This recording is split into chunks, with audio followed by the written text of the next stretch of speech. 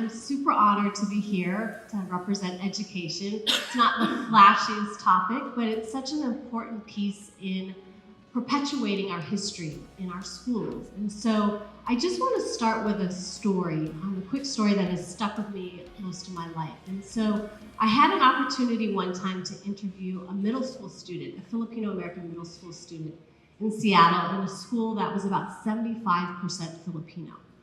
And I asked her, why do you suppose you never learned about yourself in school? And she thought for a moment and she said, well, it's probably because Filipinos haven't done anything important.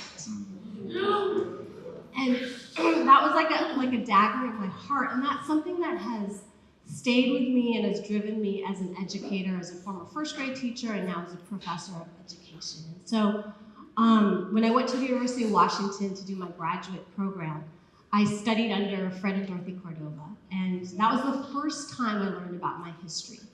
And after that, I was so excited about what I learned, and I didn't really have a venue to teach that. And so, as a master's student in education, we created a program called Pinoy Teach, and with Fred Cordova. And the idea was to get excited college students who had just learned about their history to then teach it to middle school students. And so you see how important student work and student empowerment is in education.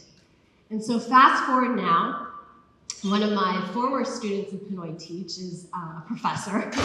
Shows I'm dating myself, but he's a professor now, and he actually started in Seattle. I just want to highlight a couple different things happening in our nation. The first Filipino American U.S. history course, the Seattle board adopted it as a course that was for required U.S. history. And so institutionally, we're getting our work now into the schools. And then in Hawaii, Filipinos actually represent 25% of the population in the state, 25% in the school districts, so we're such a large number.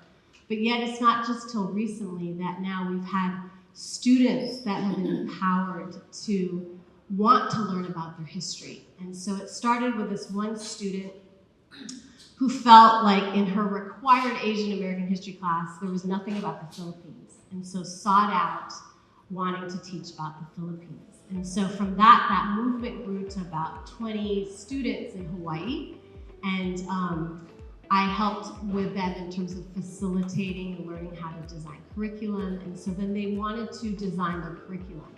And so as an educator, we helped them design standards, and so we proposed a new course in the state of Hawaii that just got adopted, and it's the first social studies Filipino history course for an entire state to be taught in the school. All done by the Filipino Curriculum Project, and the student actually that started it just happens to be my daughter, Patricia Halagao. So you see how the generations continue, and now it's being taught. Well, first of all, we had the state legislators support this resolution to implement it in the course, and now it's being taught at 5 schools, 200 students across the state, and we're super excited. I just want to say how important student empowerment is in terms of education, giving them the voice to lead their own way of education.